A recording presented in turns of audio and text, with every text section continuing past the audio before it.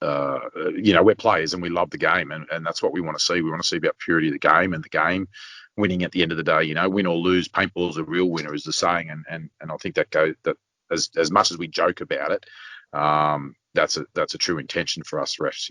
We just want to see the purity of the game, and when somebody tries to take that away from us, that's when we get angry.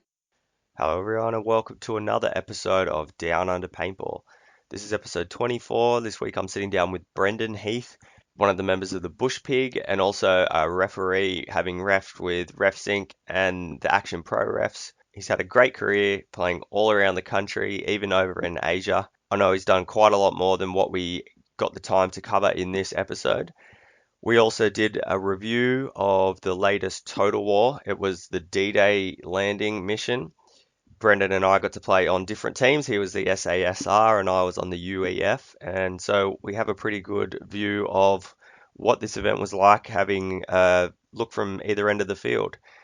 We had a little bit of issues with the recording. The audio kept cutting in and out. So my apologies for that. So once again, a massive shout out to my patrons over on Patreon. Thank you all again for your continued support. It's amazing. If you do want to support the show directly, just check out patreon.com/DU Paintball. And with that, we're going to jump straight into this episode of Down Under Paintball. Okay, I need to find paintball again. If that's the kind of commitment you're going to give, then that's the kind of commitment I want. So I'm sticking. You're listening to Down Under Paintball. I mean, everybody on that team was a veteran. Everybody. This is Will McDonald, and you're listening to Down Under Paintball. It does make it a more interesting sport for the masses. They are doing it better than anyone else, to be honest. Yeah, show other women that might be interested in playing that, hey, you can go out there and you can be successful in this sport. I've got the best seat in the house with some of the best paintball in Australia. And you're listening to Down Under Paintball. I don't enter into the politics. I'm not interested. I'm just trying to, grow the sport, get more people playing paintball. This week, joining me, we've got Brendan Heath. How's it going? Buddy, going real well. How are you? Yeah, good. So, I'm bruised and battered from a big weekend we've just had. Playing the Total War, the D-Day mission. Yes. It was crazy. Good day. How are you holding up? Oh, excellent, mate. It's easy when you're on the winning team. Yeah. Pretty good stay, actually. Beg your pardon? I had a fairly relaxed day. Yeah.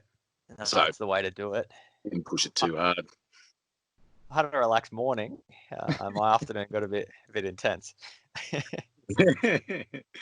Well, we're going to get we'll go a bit deeper on that event in a little bit. But before we get into that, let's give a bit of a background of yourself and let everyone get to know a bit more about you. So first of all, before we dive too far into that, where are you calling in from tonight? Central Coast, New South Wales. Yeah, nice. Up on the coast. That's God's country, as Pluxy called it. Yeah, nice. So let's go all the way back then and learn how you got into the sport. How did it all start? It was a work group when I was 17. Actually, I was about 2 weeks shy of my 18th birthday. So we did something a little bit naughty back in the day, but that was a long time ago now. Went up and had a work party at the paintball place at Colnura for a Christmas do. And actually said to the guys at the end of the day, this is the best thing I've ever done. How do you do this for a living? And got friendly with the guys and asked how you ref and how you get paid for it, and said put your name down and we'll give you a call if we need you. And they rang me through the week, and the next weekend I started working on weekends reffing social paintball at the paintball place, and pretty much did that every weekend for the next 16 years. So and then had one of my best friends now, but a guy turn up about 5 or 6 years into it, who was kitted out in all the tawny gear and the fast guns and all that sort of stuff, and just took it to the next level and went, this is fantastic. And started playing tournament paintball, so to speak, back in the day. So who was that was your friend that had it all? Lyndon Saar. Okay, yeah. I Golden remember that name. Yeah. Yeah. back in the Well, day. I haven't heard it in a long time though. Yeah. Well, he's talking about coming to make come back, but talk's cheap. Yeah. No, that's it. It's it doesn't go as far as being out on the field. Yeah, that's right. No, he's talking about coming back, but it'd be great to see him back on the field. Yeah, absolutely.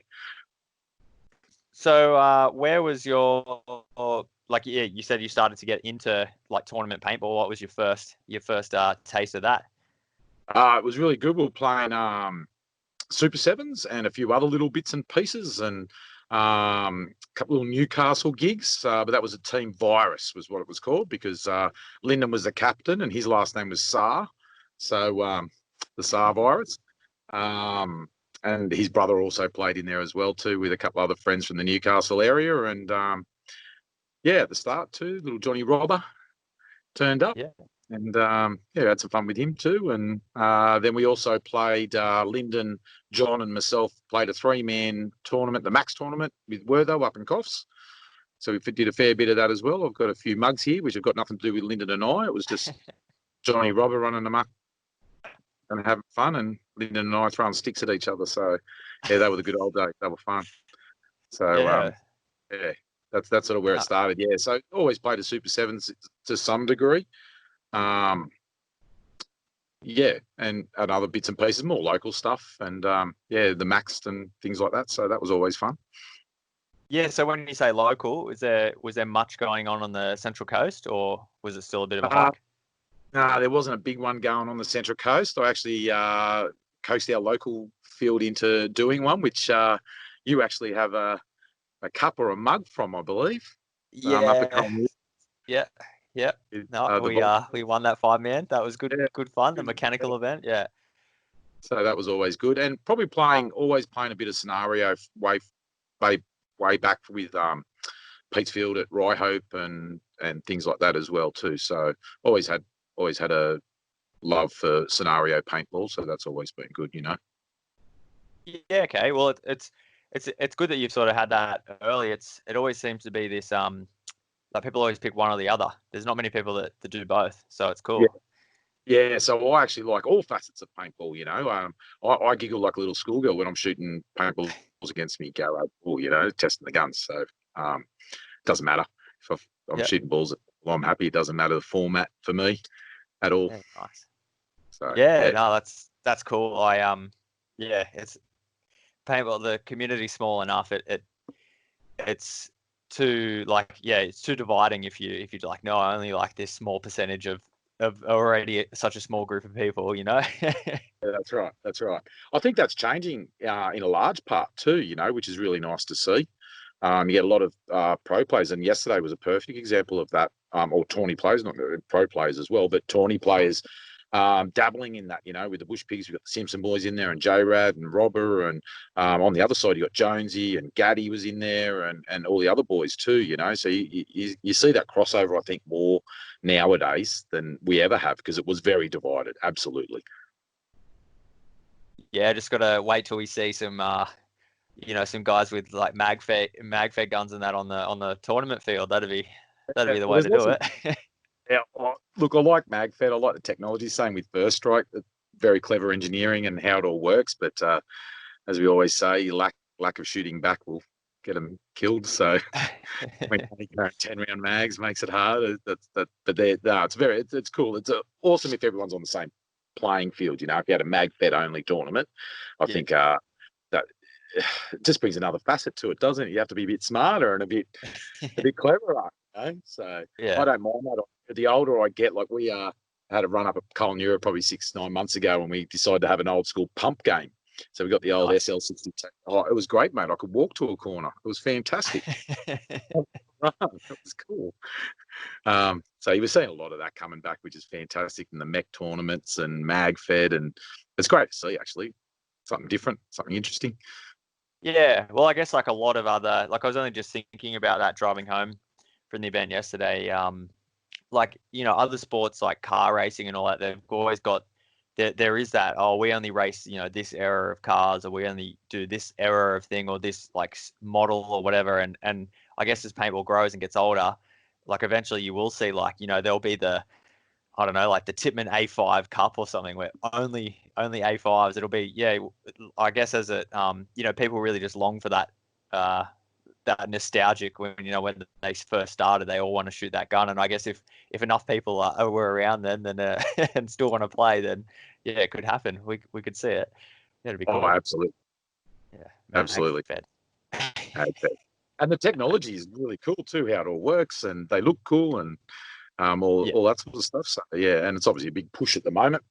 I feel for operators a little bit in that sense, though. MagFed, you're not using many paintballs, and I suppose that's their butter, isn't it? So,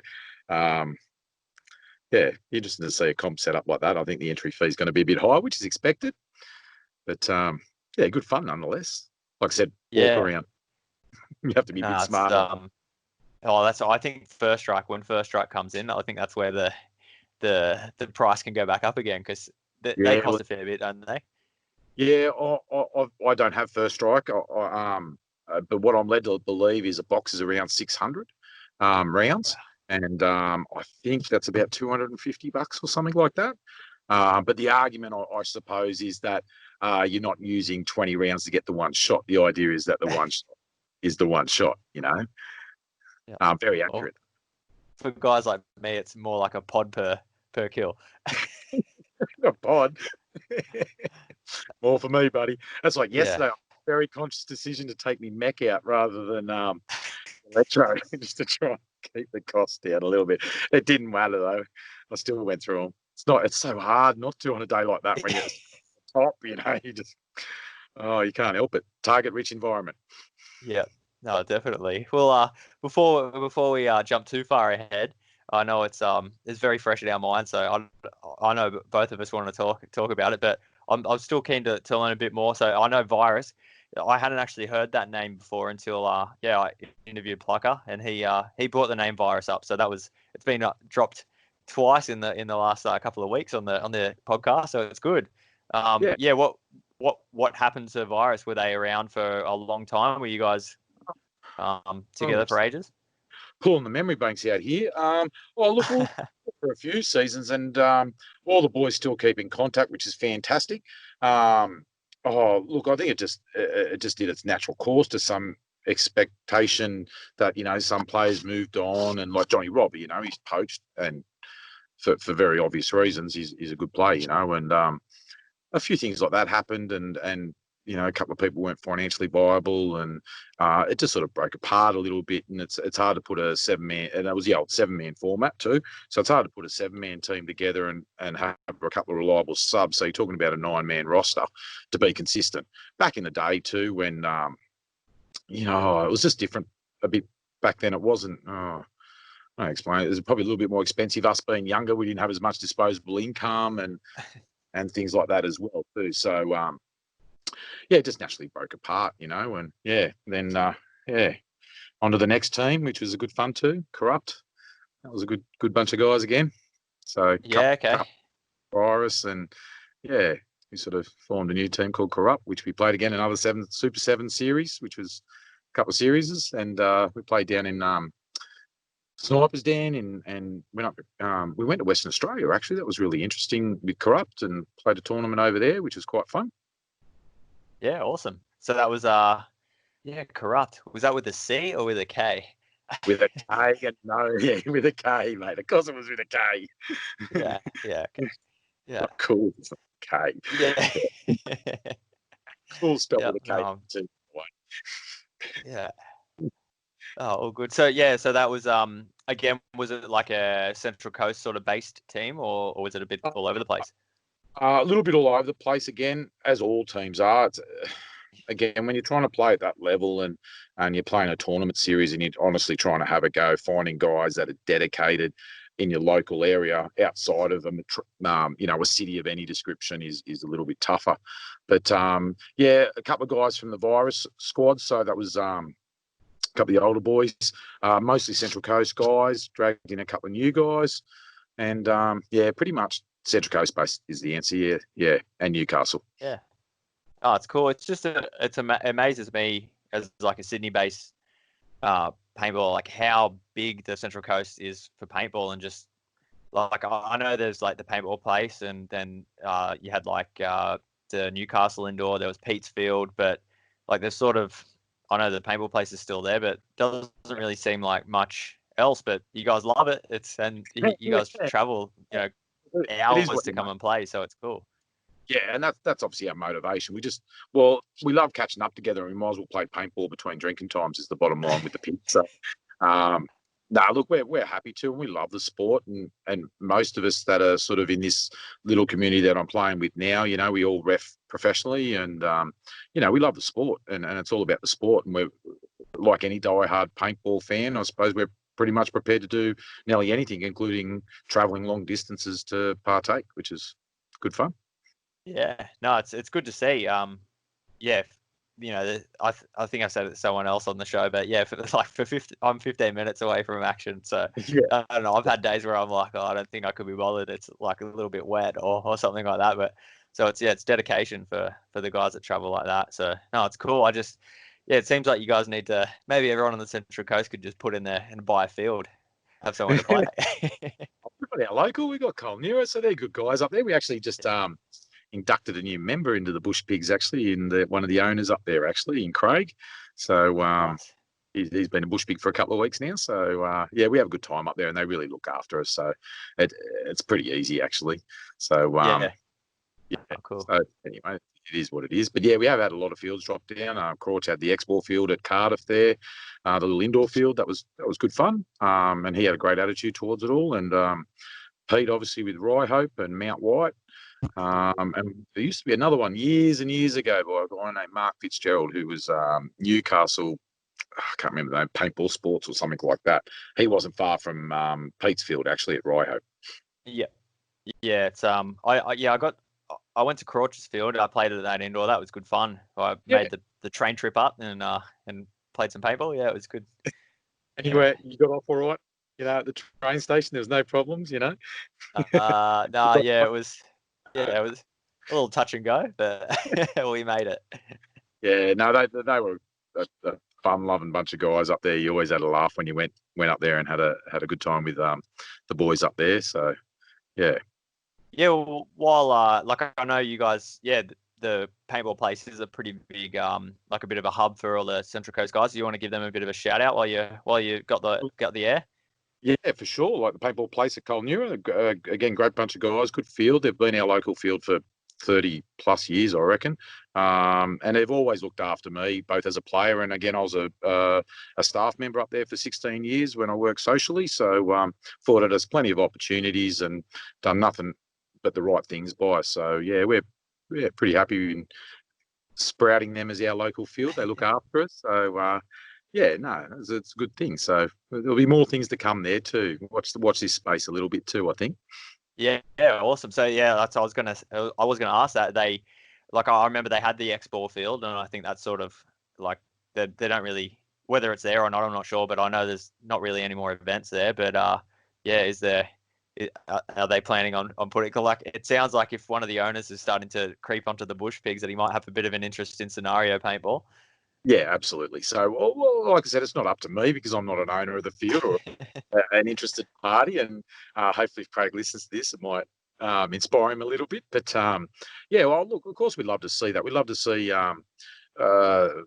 give back from the team as well for the nice things they do for us. And if we can promote events or anything else like them, or put bums on seats, so to speak, for them too, as we always try to do. There's no one we are necessarily affiliated with, and I don't say that in a bad way. I mean that it enables us to really promote the sport across the board, and sort of happy to talk about different people and different events and not worry about treading on toes, because again, the sport of paintball is we want to keep the purity of that and the fun part of that, Yeah, no, for sure. And it's it is true, like, yeah, if someone puts on a good event or anything good, you can just talk about it.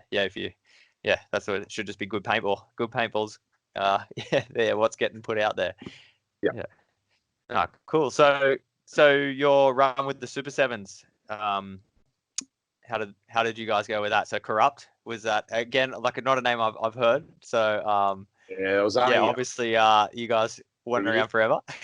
Yeah, actually, it was interesting at the time too. We got a kind of a bit of a part die sponsorship where they gave us all the gear for a stupidly reduced price. So there was a couple of little silver linings with that one that sort of went hand in hand with that team too, which was good. But again, didn't last too long, that team, which is unfortunate. A few boys dropped out again for different reasons. And again, as one door closes, another door opens, so to speak. Everything always presents opportunities. So you just got to keep your eye out for them. And the ending of Corrupt, I suppose, opened the way for the NBK days, which was with Blair McKechnie and Craig Stowers and those old school guys. So, yeah, unfortunately, everything comes to an end most of the time. You like to think it doesn't, but I can't think of exact reasons why Corrupt sort of folded. I was captaining the team at the time too, and that's a very hard gig, and I don't wish that on my worst enemies sometimes. So, people talk about some people being lazy and things like that, and it's sort of like you talk about your standard paintball player, and it's like all the bad things you find in a purposely unreliable. Where are you? It's 10 o'clock. It's cruising. So I think my frustrations with trying to put together a team and maintain it may have been a factor there as well. I just didn't want to do that anymore. And I don't think anyone else really wanted to put their hand up to do it either, to be honest with you. So I was happy just being a member of another team after that. Yeah, it is I feel you there. I know what you mean. It's like at a workplace, you can, someone's not doing good, you can sort of sack them, but it's a bit harder with when they're paying to be there. Yeah, that's right. And they're also good mates too. So you got to try and find this happy medium about it's not essential, you're there for fun. So, it's a hard gig. Yeah.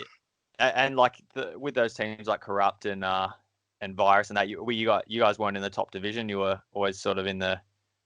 Well, when we went over, it's a funny old way too. We originally played. I can't remember if it was Virus or Corrupt, but it's back in the open division days. So you go out, you get your ass handed to you by a full team, and you just go, "Wow, that was fun." And then you go out and do the same to somebody else, So it was a funny old system back in the day. So, there's a couple of trophies hidden away for seconds and thirds of different things and that, but nothing significant. No. Yeah. Oh, it's still cool. Oh, well, yeah. I was going to say, like when you find when the teams are sort of when you're not in that top division or when everyone's like got the same sort of they're not that just win all the time. Yeah, you do get guys that just want to rock up and that's their goal. Like whether they are, it's just something that they do in between. That what do they say? We're a drinking team with a paintball problem, like that kind of a thing. Yeah. It's a funny rotation. Yeah. That's where we started, and that's kind of where I'm at the Bush Pig, and then a bit of, height in the middle. So it's a funny evolution. Yeah. But that's. Well, MBK. Yeah, I do remember. That team and seeing those jerseys around. What did MBK stand for? Oh, that's the running question. That's actually a funny little story. That one didn't actually stand for anything. So everyone would come up and guess what MBK and so does it mean this? And the answer is always yes. Was the answer. Came up. How do you know? That's exactly what it stands for. So there's a couple there. So I'm not supposed to say this story. It's been a secret for 15 years. No, we sat down and we wrote out names for the team. Yeah. That we all liked over a couple of beers. And just this NBK sort of popped up 2 or 3 times. There was Natural Born Killers and all this few other acronyms that were thrown out. And just that one sort of stood out. And we said, well, what does it stand for? And that was the story. Let's just call ourselves MBK and it won't stand for anything. And I like it. I just say yes. Yeah. No, that's cool. Because I've learned that with paintball teams. NBK normally is like natural born killers and like STKs shoot to kill and like all that. But if you ask like the team, there's always a second acronym somewhere. Like I'm sure you've heard all the ones that SWAT stand for. Yeah. I think I've made up a couple myself. Yeah. So I've learned that with paintball teams. It's never a straightforward acronym. There's always a hidden meaning to most names. Yes, Yeah. yes, there always is. Oh, But there was cool. technically meaning for it. And I actually, like that. if anyone says anything, just agree with them and go, how do you know? Yes, that's exactly what it is. Yeah. Well, there might have been some guys, like you said, for the last, 10, 15 years that have been sitting here thinking that they were all over it, and we've just burst their bubble. I've just popped it, mate. Yeah. Yeah. So, no, that's all. No, that was the good old days, those ones too. Again, great bunch of fellas again with Blair and Craig. And, oh, God, we had heaps of guys in there that I haven't even thought about for a few years. Rodney Val and, Gordy and, heaps of guys. So, yeah, some funny times with those boys, actually. We went over to World Cup Asia one year with them, and that was a laugh. That was good fun. Crazy That times. was the outdoor World Cup Asia or the indoor World Cup Asia? Indoor one too, so which was quite nice. So yeah, Yeah, we had nice. a good time there and actually played pretty well. We were pretty happy. So Yeah. a bit of controversy always, but anyway, Yeah. we weren't a local team was the problem. Yeah.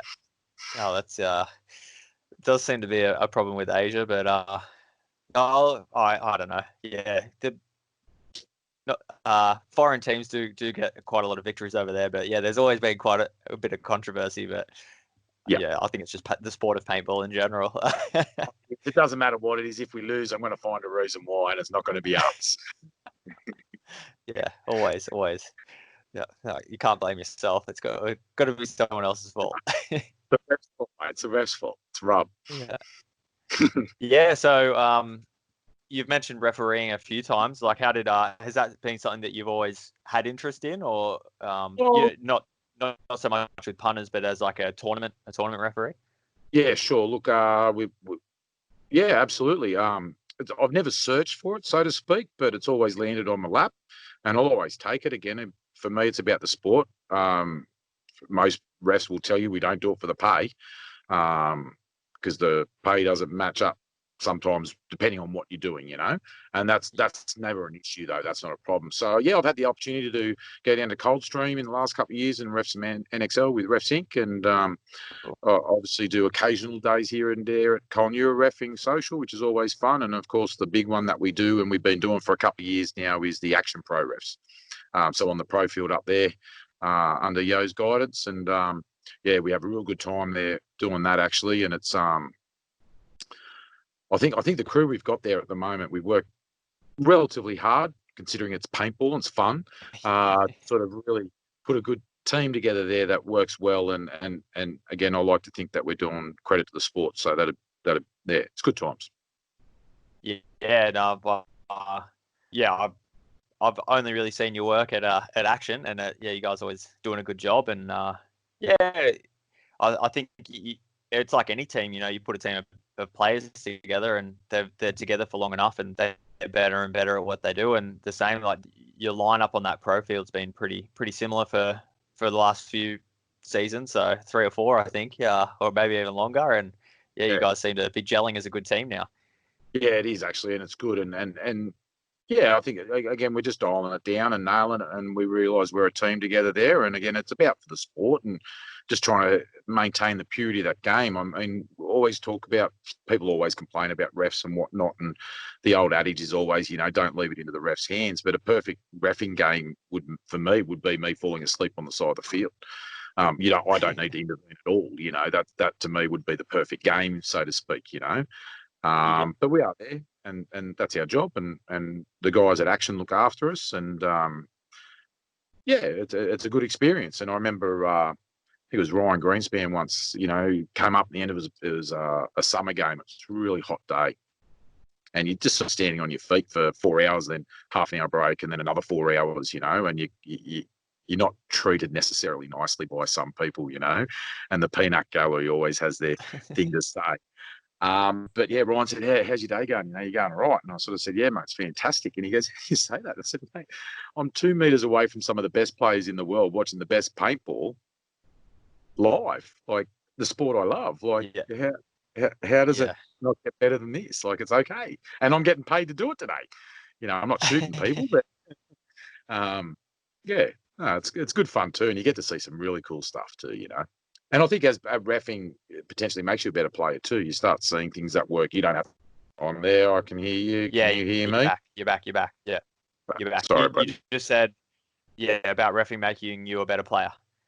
I think so. Again, you don't need to do the trial of doing something sometimes. And every field takes a little bit different. But I wish our Bush Pigs team was playing after the weekend that I ref for pro, but unfortunately we don't, because I go, oh, that's a good lane, or whatever it may be. But yeah, you get to see stuff that sometimes you don't see as a player until you learn that lesson. Where I'm getting other people to learn that lesson for me, I suppose is what I'm saying. Yep. No, I know what you mean. It's yeah. Well, that's like I know like the pro guys use like the novice and amateur. They're the same thing, although they might not be playing the field exactly the same.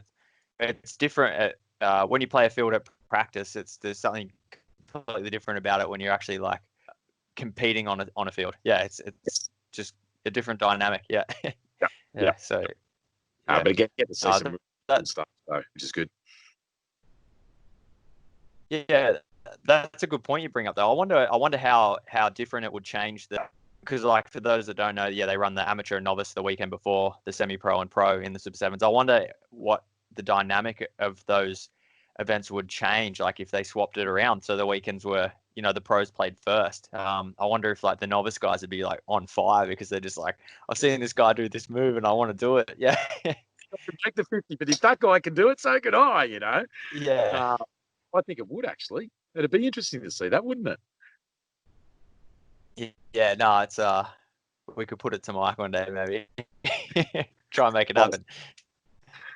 He'll do what he wants to do. Yeah. So you mentioned the Bush Pig, so we'll I just want to get the quick background on how that all started for you. How did you get involved with those guys?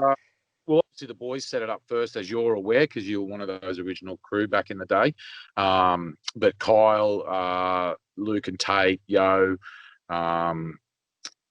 sort of put this, and Cameron put this team together for an ABL series, and they obviously had some fun doing that, and it sort of grew from there, I suppose. And a few years into it, I had the opportunity to meet the guys at Colnura, and they're local boys to us as well. And I'd known Luke before that.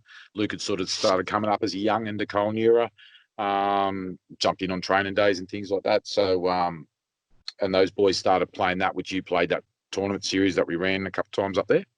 But yeah, just started seeing them out and about when I was attending games, and I knew the guys personally already, and they're local to me, and just started getting a bit more friendly, and then just started turning up to their events and said, how do you become a pig? And they've gone, this is it. And that's how it happened. So I've been an active member of the Bush Pigs for a few years now, and wouldn't have it any other way, mate. Really good brotherhood and really good bunch of guys that we hang out outside the paintball too, which is really nice too. So yeah, good bunch of guys, Yeah, no, I follow you guys on Facebook, and I always see the the photos of like the big pig parties and stuff like that. It's we had some fun. I've never laughed so hard on a couple of events. Actually, the video, the Predator video, I don't think I've ever laughed so hard in my life doing that.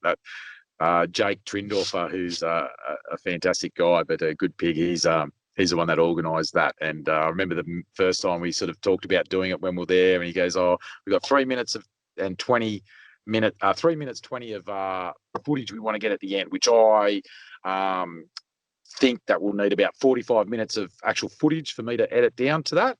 And then I remember him at about just before 6 hours mark going, "Guys, I'm running out of batteries. We've got to stop stuffing around," And, just laughing so hard. That was a very funny night, that one. But every event's like that for us. We always have a good time. It is what you make it, and if you go in there with a great attitude and thinking you're going to have a good time, chances are high you will. Yeah. No, that's for those that haven't seen that Predator video, I've just made a note. I'll throw it in the show notes, and I'll try and share it around because that was great. Yeah, you guys did a good job on that. Fun. Yeah. Oh, credit's due to Jake on that one. He did the hard yards on that one. We just turned up and laughed, and we're idiots. Is a nice way of putting it. Yeah, a lot of fun. I like that. Typical like TV. 6 hours of footage for like a 3 minute, 3 minutes bit, and it probably even then wasn't perfect. No, I was pretty good. And like I said, just if people had seen the whole experience of that 6 hours of 8 of us inside a 4-man chopper doing that stuff with boom mics and laptops and just laughing. And yeah, very, very good. And the Viner boys, God, they're trouble. Those two boys, they're trouble. Yeah. Stitched me up. So, yeah. Yeah. No, they're good. They're good for it. So so yeah, the bush pigs, like you, I know, yeah, you guys like generally a woods ball team, but like, we have seen you out and about in Super Sevens. Like, what kind of things have you done with that team? What events have like you personally played with them? So again, we as a bush pigs, we try and attend as many events as we can, and we do obviously do a lot of the total walk because that's very local for us and on a big scale too, which is a really good type of paintball we play. Obviously, go to Tamworth and all different things and Hunter and all that sort of stuff. So, but this year, a few of us showed interest in playing tournament again, just for a bit of fun. So we decided to do so. We got a couple of young blokes that are sort of in the crew too. So a lot of us older blokes were okay with sort of not playing tournament, but you know, most of us have done that thing, not been there, done that, but it tends to be a bit more of a younger man's game. But we proved them wrong.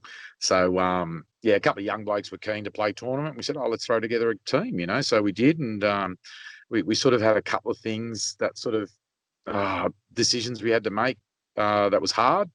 But we made those decisions. So, you know, we got 46 pigs now. So picking people is treading on toes is not always fun, and it's not intentional, and there's no malice in it, but not everyone can play. But the other issue that we had is 3 or 4 out of the 6-7-man roster are pro refs. So yeah, we couldn't play in D2 because it was a choice whether we wanted to ref or play. And we kind of want to do it all, you know. We don't want to let Mike and Action down and the Super 7 series because we really enjoyed it and we've worked hard to get the team we've got now. But we didn't want to miss the opportunity as well. So we sort of said, well, can we play Div 3? And yeah, that's what we've done. Yeah, cool. No, that's I'm sure a lot of you guys that have worked moving up through the ranks have sort of, I think you've had a big enough break from competitive paintball that you can lose whatever ranking that you once had. Oh, it's got to be 8-9 years for me. So yeah, that's long enough. I'm old yeah. and grey, so I'm not the same guy. That's cool.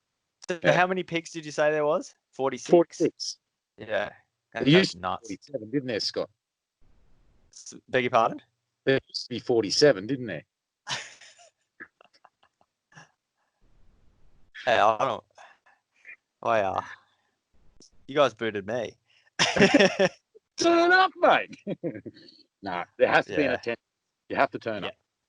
I'll get back there one day. Oh, put your jersey back on when you come back. You'd still have it, wouldn't you? Sleep with it every night, don't you? Yeah, that's on the wall. All the other ones, yeah. Made a quilt out of it. It was big enough. Just got to turn up. You just got to turn up. You just got to maintain it. So. Yeah, I'm starting to get back out there, so maybe you guys can. I'll go out there and I'll prove myself. You don't need to do that, buddy. We've got all types in the bush pigs, mate. It's just about having fun. Doesn't matter where you are. Yeah, I was surprised that 46 pigs. Like, you guys are starting to rival the Eskimo brothers on numbers. We could have a big we could have a tournament where it was just like you could have 3 or 4 Eskimo teams and 3 or 4 bush pigs teams, and there we go. That's all you need. Up about what we call, a series like that, and Esky pigs and all this sort of stuff. Nah, look, the Eskimo guys are a great bunch of blokes, and Jamie and Nathan, they've done just miraculous things for the sport, and you've got to give them credit for that. And they're nice guys to boot, and I still owe money to Jamie for knocking Yo down in that tournament last year, which was good times. That was fun to watch. But go on, explain that a bit more. Haven't you seen it? The freight train coming, Jamie Angus running down the tape line, and Yo not watching play. Oh, okay. Yeah. All right. So the Eskimos are a great team. We've got a couple of crossovers too, in the likes of Plucker and and those sort of guys that play for an Eskimos team, and they're a bush pig as well. And again, it's all about the sport. So there's no issues on our end with that. Play for who you like and what you like, and don't have to be a pig to play with the pigs. We want everyone to turn up. Irrelevant what team you play for. But yeah, seeing I don't know if we've got the I don't know. That'd be interesting to see, wouldn't it? Yeah. We've had a laugh at that. We've almost had a potential bush pig pro team now with the likes of the Simpsons and who've been with us for a couple of years now, and Plucker and Johnny, who again are veterans of the bush pigs now, and we've just picked up Jared as well. So there's almost a potential. Again, there's been jokes about that, what we could call them, pigvius and whatnot, and yeah. Anyway. So, yeah, no, that'd be cool. No, so good. I would love to see an Eskimo bush pig cup. That'd be cool. Yeah, maybe we can tee it up. Because the depth of your team as well. Like you rattled off a few of the big tournament guys, but you've got the big woods ball. Like you've got you sort of got all bases covered. We could almost have a like you guys would be, I think, pretty set for if there was ever an event where. Like I don't even know if it's a thing in paintball, but like you play one game on like a woods ball field and another on a hyper ball, then one on an airball field. You guys could have a team for that, yeah, a decathlon or something. A paintball decathlon. Yeah, that'd be good actually, wouldn't it? Yeah, that'd be interesting. Yeah, no, we do, and yeah, we've got a lot of experienced bush ballers in there. Old man John, and he runs his bush ball clinic out of Action on the Sundays, and he's quite switched on when it comes to that stuff, and good bloke. And but even the majority of us all have some degree of bush ball history in us. We're all being bush ballers to some degree at some point, so it's sort of rooted in that sort of thing. Plus, as well, it's hard to get that many guys on one field at the time, so naturally we can't do that in tournaments. So it kind of has to be bush ball, doesn't it? Yeah, and to enter that many teams, I could imagine you enter 4 bush pigs teams, like just the price, what that would cost compared to like a day of woods ball. Yeah, that's exactly right, isn't it? Yeah, so yeah. Yeah, well, I know we brought it up at the start, but let's get into this event that we played on yesterday. Like it seems like a few days ago to me, but yeah. So it was Operation Overlord 6, the Total War. The last event that they're ever going to play at Action at the Rouse Hill site until it gets pulled down. Yep. Yeah, so I had normally when I do these event reviews or reports, we I wasn't there, but I had the privilege of playing this one as well. So this will be a bit different. We can have both sides of the field covered. So yeah, I was playing for the UEF. Yep. I was with the SAS. The SAS, yeah, okay. So are they because I don't play Total War all the time. Do the names stay the same? Is it always the SAS versus the UEF? Is that with Total Wars? It is, yes. We have had situations where there's been. I don't think they're affiliations as much, but we did play Tamworth, where Mike and Adam and those boys that went up and played, they were the DEA, and then we were the cartel. So that was good fun too. But yes, the SASR and the UEF are the 2 traditional names for them, red and green. Yep. Yeah. All right. So and we'll spoil it here, but the green team, the SAS, you guys came away with the win, which was pretty convincing, to say the least.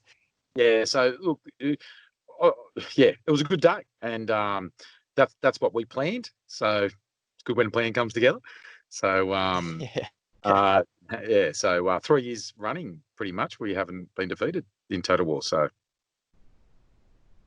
yeah, okay. Well, I've sort of got the taste for it now. Like we were saying before the show, I've played woods ball a few times, but normally when I was there, I've always been or like the scenario paintball, I've always been like half reffing, half playing, or that kind of thing. So I wasn't really that invested in it, but I got pretty deep into it on Sunday. So I think I might be back out again, and I'll see if we can't try and get the red team up for a W. That's what it's about. I love that. That's the rivalry. Good. I love it. That's the way it should be. Yeah. No, they do. They put on a great show up there, and the pyrotechnics from Dan and Adam does a fantastic job of organising the event, and the venue's great, and it's good to see that number of people too. It changes it to your usual 5-on-5, 7-on-7, 10-on-10, or small groups and whatnot. So to play against 100+ people is not many opportunities arise like that. Yeah. So well, why don't we give everyone, like the listeners, a little bit of just a little bit of an idea of what the field, the layout was like. How did that work? How did why don't you give everyone a bit of an overview of that? Oh, so the name's Jess D-Day, is in the invasion of Normandy, and we have the red and green teams, the SAS and the UEF, and obviously you split down the middle, so you sort of the number of players divided by 2. So we had approximately 200 players, so 100 aside. As I said before, the Bush Pigs were the SAS green team, and there's one game played, which is goes for an hour, and then the other, you swap sides and do it again, so to speak. So Normandy is the landing craft, 4 landing craft down the bottom, which the gates open, and you have to charge up a hill and take a walk.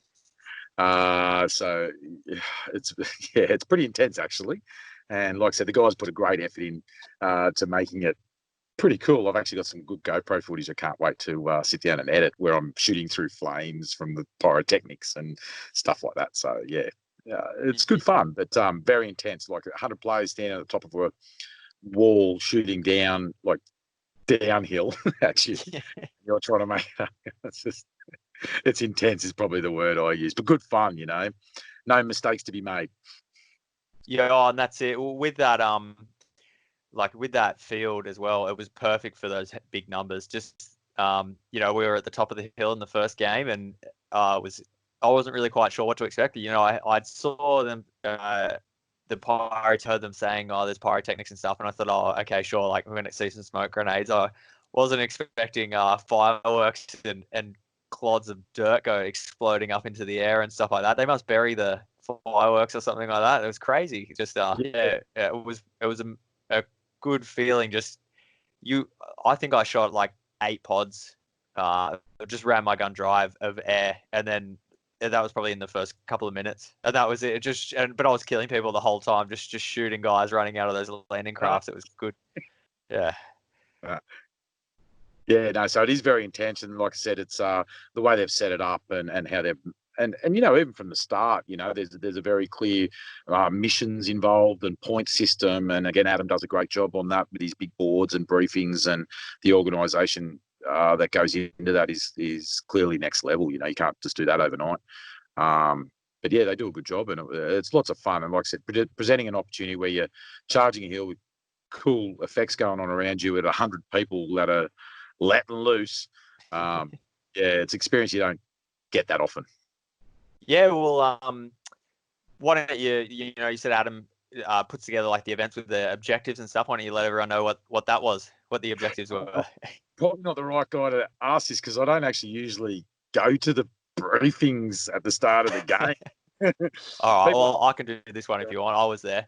I was paying attention.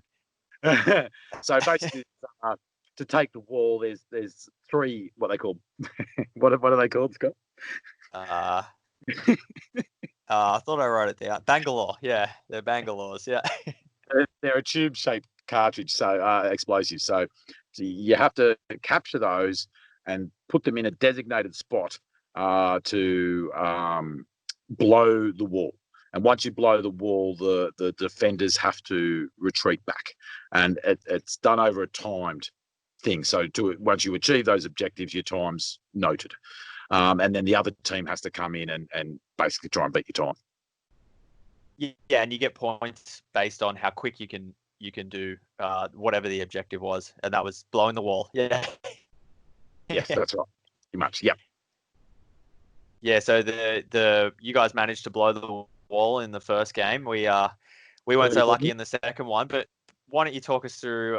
Because for me, I found it really, really difficult to attack that hill. So why don't you guys talk me through? I'm just really keen. It was really hard from up on the top of the hill, because a lot of the bunkers I found you had to come you couldn't come out the side of them. You had to come up all the time. So it was really hard. You were exposed all over the place. So I'm really keen to know how you guys attack the wall and how you guys made it happen. Yeah. Okay. So, look,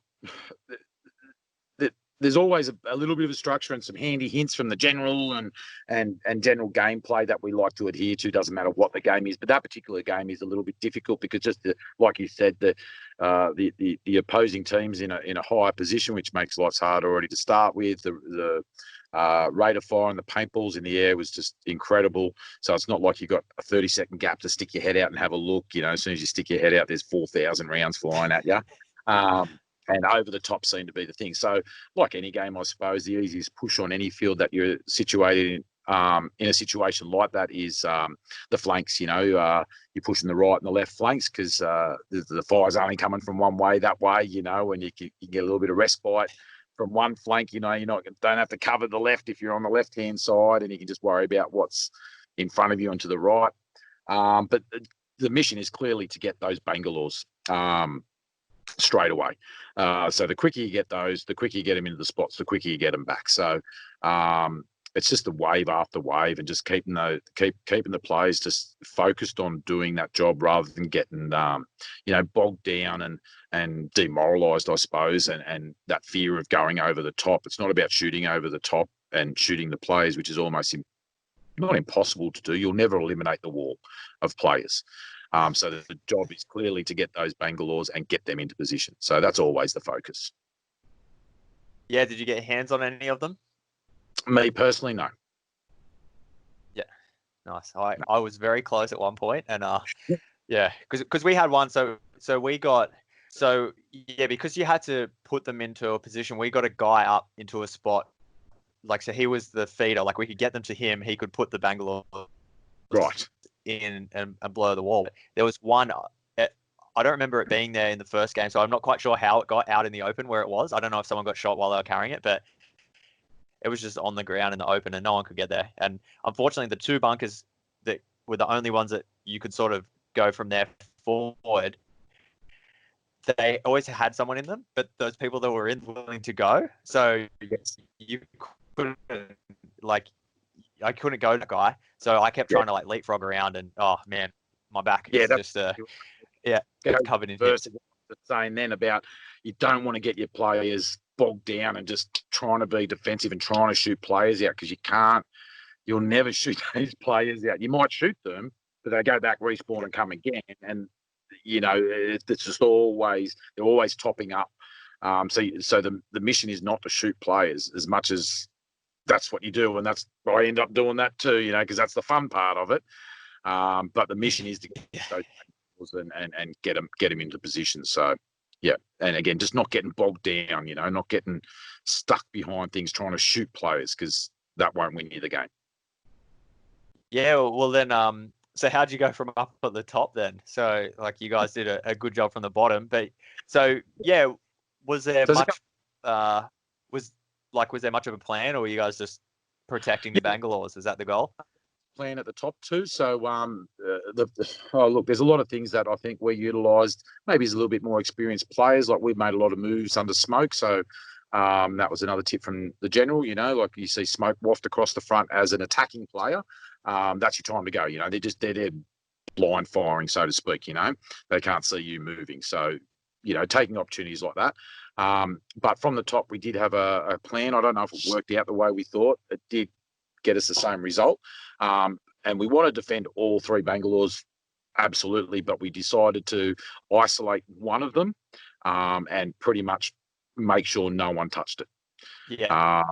And it didn't directly happen that way. The way we set it up, we didn't actually set it up and put players anywhere or anything, but we talked about that and doing that. And a couple of players did actually sort of take the mantle, so to speak, and one in particular just there was no way in the world you guys were getting that bang. I can tell you, Wade Graham up in that tower, man, 45 pods and 3 air bottles. There was no way you were getting it. You had a trolley in there with him. It was crazy. Yeah. I saw it was I think John. Did John put up the video? John Caruana? Was it him, or was it through Action? Yeah, I think I don't know. I don't know the answer to that question. But yeah, I saw that little grab of that video there, and he was just a machine. So we had a couple of other little tricks. Like I don't know if you'll see it in the video or not, but we did spread our our workforce across the line pretty evenly. We employed a couple other little things too, which the other team didn't seem to do as much as we did. I don't know if I should give away all the little tactics. They might be listening. No, so lots of little things, like a lot of when we were attacking, a lot of the defending teams stood on that front wall, and they were right on it and hanging out the front, almost shooting down at us, which in that particular position you don't need to do. You can actually sit back and almost blind fire down, and they can't see you, and you can get shots on them. So a couple of little things like that, again, as an attacking team, using the smoke to your advantage, not stressing about the kills as much as getting the Bangalores. Couple of things, and then obviously vice versa to that with the Bangalores, us going, look, there's 3 there, we don't want to get any, but we know we know they're not going to get that one. Yeah, no, that's I like that, because like, to be honest, I didn't really know. I knew where one was, and then that was it, and then all of a sudden they went, oh yeah, you guys lost the wall, and I went, oh, okay, I guess we did. But I was having quite a lot of gun issues in that first match, so I was shooting maybe 4 balls and then having to like manually crank my loader around, and it was one of those things. Do I waste the 20 minutes going back up and sorting it out, or do I just stay here and do this? So I was sort of like a musket. Yeah, it was good fun. So I spent a lot of I had my head down quite a lot, mucking around with that. Loading my gun. Yeah. No, that was good. Yeah, I saw you pushing your right-hand side, trying to get up on that downhill side a couple of times. Yeah. I played like that was something, because in past Total Wars I've played, it's the kills that count. Like, they've been counting how many times you respawn, and it sort of took me like, it wasn't really till the end of the second game that I went, hang on, they weren't counting kills. Like, we could have just been like just running up and down the hill. Like, you didn't really need a gun. Like, you could have just been going for the objective. But next time I think I'll make my body worth a little bit less than what I had a bit more like value on it. Yeah. And the trick with that one, according to as well, is make sure you're in the first wave, because you get under the paint that way. Wave 2 and 3 aren't much fun. Yeah, I was right at the back of the landing craft. At the start of the game. You were at the front, obviously. No. Yeah. that was my idea. I was at the top. Yeah. Mucked around. Yeah. And moved on up. Yeah. No, but the other funny thing, I do see it quite a lot in the woods, like in the scenario. Sorry, I keep calling it woods ball, but it was a scenario event. I keep seeing sometimes there's a guy, like a group of people, and they're just so far back, like battling away, and you just walk past and like, what are you doing? No one's shooting at us. Yeah, let's go. Yeah. One of my teammates, as I was doing exactly that, just sort of, because at that range you can sort of see them. They're all over the place, so you kind of know when you're okay to have a wander over. Shot back from a guy trying to shoot up the hill, and mate, they're not shooting me. How did you shoot? Anyway, that's just part and parcel, I suppose. Yeah, no, there's always some good, some good funny stories like that. It's just good to know. Like, to me, that even before any of the games, just having a quick walk around the field, it looked impossible. So I don't know how you guys took the wall in the game 1, and the result we got in game 2, to me, it was sort of expected. So it was difficult, but it was one of those things like, I think it was the right kind. Like, it wasn't too easy. It wasn't like you guys ran over us, and it wasn't like either of the team could have done that. I think it was the right amount of difficulty.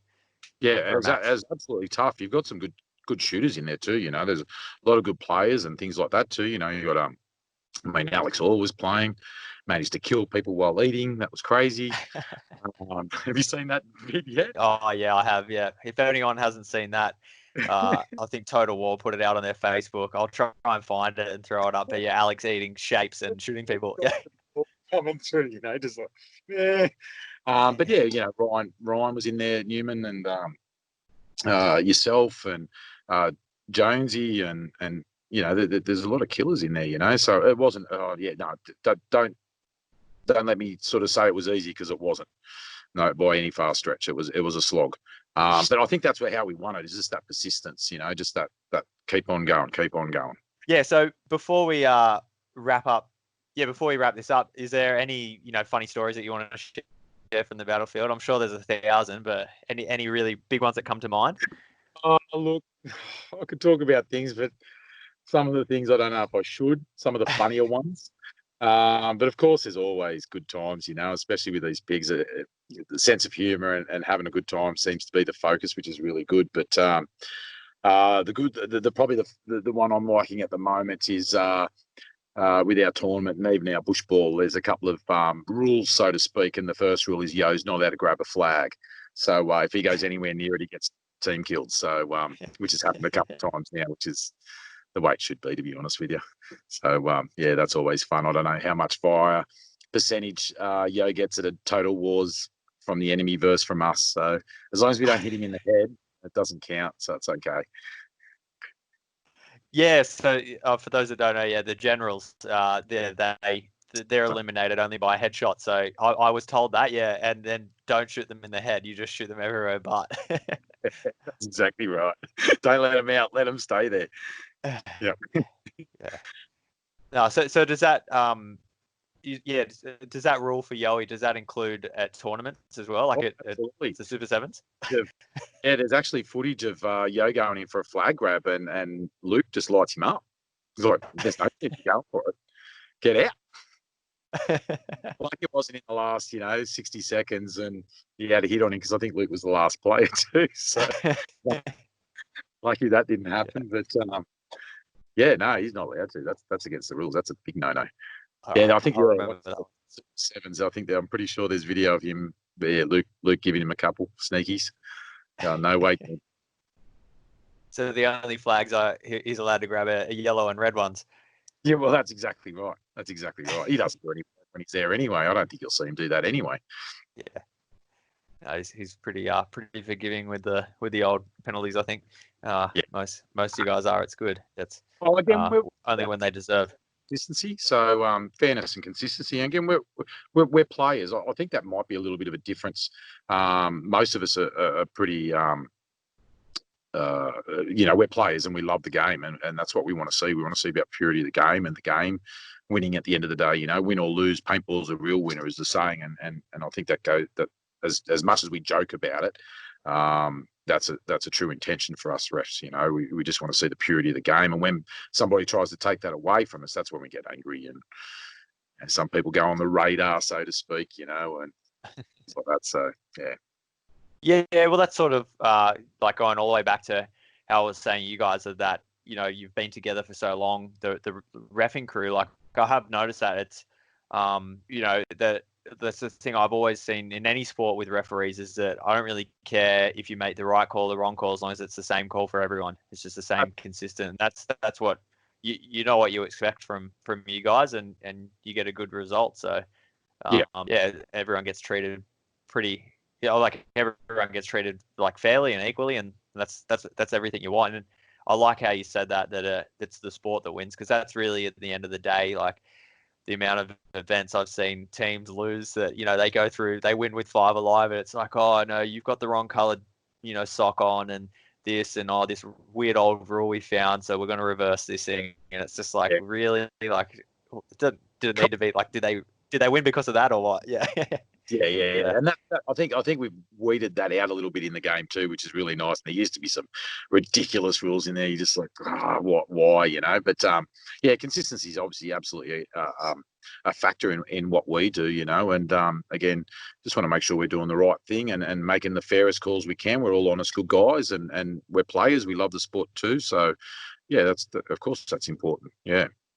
Yeah, and well, sorry, before we wrap things up and start heading off, did you want to give anyone that you haven't already a shout out, or if you've got any sponsors, did you want to hook them up? Yeah.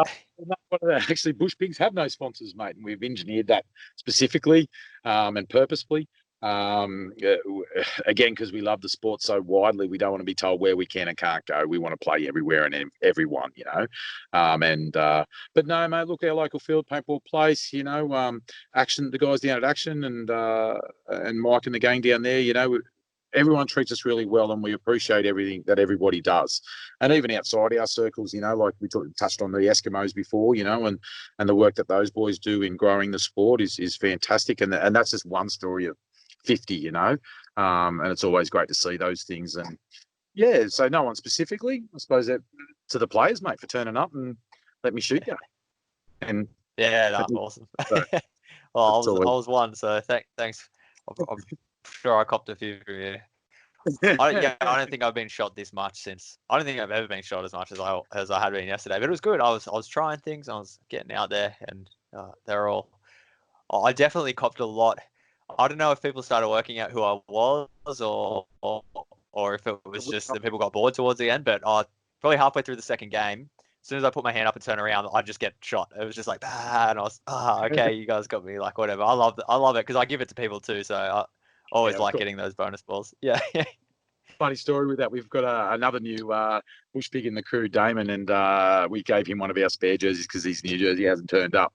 But he came back up to Yo, and Yo was telling me the story how he said, "Oh my God, how much do I get overshot?" And he goes, "Mate, that's what I put a big jersey on, mate. Just expect it." Which is true to some degree, but that's all right. We cop it on the chin. It's all part and parcel of it. I only bonus ball one person yesterday, and that was Yoey. You're not alone, mate. I did, and I'm on the same team. Yeah, no, I only do it to people I know, so I wouldn't do it to some random person. I'd hate to, you know, like it was good, and like props. There was so many new guys out there that it could have been their first day of paintball, so it was cool. Like I don't think I would have done anything that crazy if it was my first time playing. So props to all those guys, and I'd hate to do something like that was meant for a joke for a friend, but would turn somebody off the sport. You know, the guys that just don't get it yet. 100%. No, it's great to see. Actually, talking about that, I think that's one of the reasons why the SAS do so well too. Is I've sat back and watched a couple of games over the years, and not having a dig here at all, but I notice a lot of the new players keep up with us, which is really good to see. They don't stop at the back, and which I would expect, to be honest with you, because it's pretty, like I said, it's intense. It's intimidating seeing that sort of stuff, and to see someone with rental gear on up the front with you is amazing, actually. And you can see a smile in their eyes, you know. And I had a guy just woohooing next to me yesterday. Like, "You're right, mate.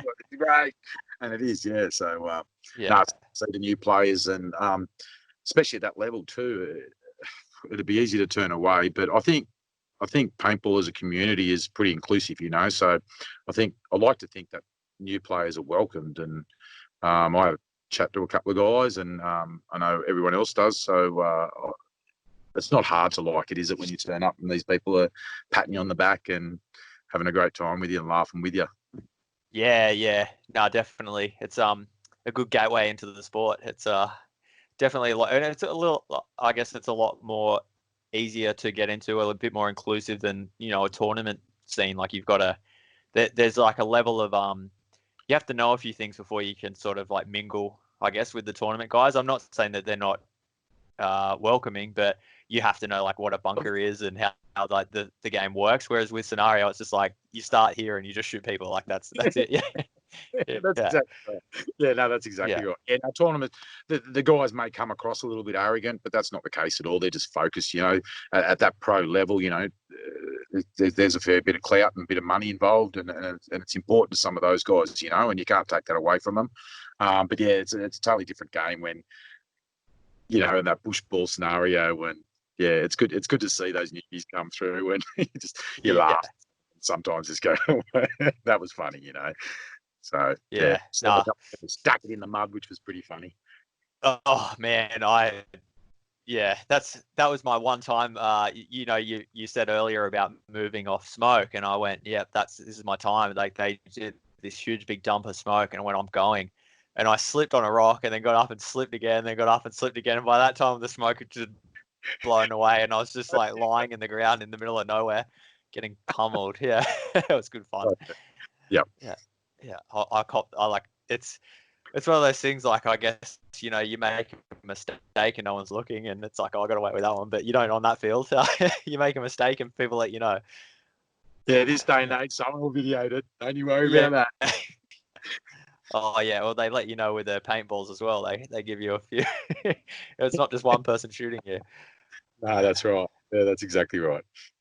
Yeah. So before we go, it's something that I ask everyone who comes on the show. Was there somebody that you've got I know from the normal sort of guests I get on, you've got a very different sort of world in the way you view the sport. So yeah, is there anyone that you could recommend for the show for me? Yeah. Well, again, we've got some new cool players in the team, which are great blokes and good players. Jared Crossier, we've just inducted into, but a lot of those old school, just nice young pro players that are out there now. They've got a lot of experience and know well, and the Johnny Robbers and those sort of guys. But yeah, the big J Rad, he's just come on you, and he's a guy to watch too. So yeah, he makes it look so easy when he plays, and it's just like cruising. He's that dude awake, and then he'll go through and kill three. Yeah. So no, yeah, his easy. moments, So definitely. yeah, but mate, I could sit here and talk to you for another hour on people that I admire and I'd recommend, mate, and on every level. So it's hard to say one, to be honest with you. No, it's all right. If you've got any more, like a couple more, you could always throw them my way. I'm keen for anyone. Yeah, it's a shame we can't go back though. But no, mate, like a lot of those newcomers, I know you've had a lot of the boys on the shows, like the Pluckers and the Simpson boys and things like that too. But yeah, have you had Jamie on yet? Jamie Angus? Yeah. No, not yet. Yeah, do that cool cat. Yeah. I'll Guy too. Yeah, I know. Yeah, everyone's keen to hear the Eskimo story. So yeah, the Eskimo story and the programs they've run and what I think individually as a player rather than a field operator or a promoter of any description have done for the sport in the last few years is like I said. And I really admire little things like they've got that little New Start, I don't know what they call it, but New Start program where they get all the old gear from the old guys and clean it up and give it to the new young blokes, and just initiatives like that are just fantastic to see, really, really cool. Really cool. Yeah. No, you're right. Those are like I've seen people do it in the past, like handing gear out, but sometimes it doesn't go to the right people, or it's just not as publicized. So it's good, like that sort of gets into the right hands, and they've really got their finger on the pulse of all the new players. Those guys. So no, I'm definitely on my radar to get their story. But yeah, we'll sort of we'll wrap things up there. You're gonna have to do your one too. Thanks for sitting down and chatting with us. I know behind the scenes it was we're recording this Monday. It was a bit of a short note. That's not a problem at all, my end, mate. Not a problem. That is a wrap on another episode of Down Under Paintball. Thank you once again for Brendan for taking the time, sitting down and having a chat. So as you heard right at the end there, my audio cut out and then the recording actually dropped. So I thought that was a perfect place to end the recording there. Yeah, I sort of mentioned it a few times, like we had some very big technical issues. I had all sorts of things happen with this episode. It was recorded in 3 parts. So yeah, massive thank you once again for Brendan for just having the patience with me and sitting down and yeah, like I said to him, it took to get this hour episode was about around 2 hours of recording. So huge thank you for Brendan. He put in so much more effort than my guests normally have to, so I can't thank him enough.